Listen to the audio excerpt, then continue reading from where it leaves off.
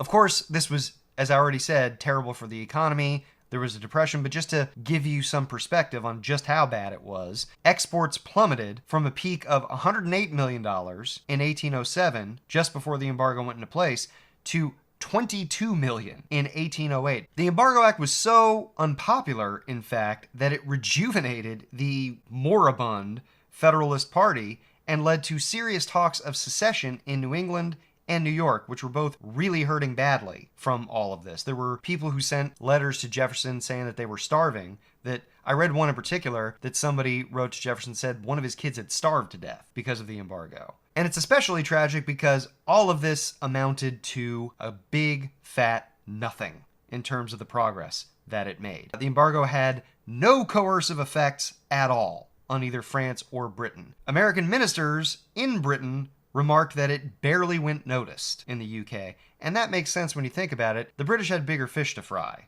They were in this gnarly existential fight for their lives with France, who they'd only just avoid being invaded by. They were doing everything they could, hanging on by their nails just to not lose this great continental struggle with the French in the early 1800s. So whatever we did was kind of just a passing concern from their point of view.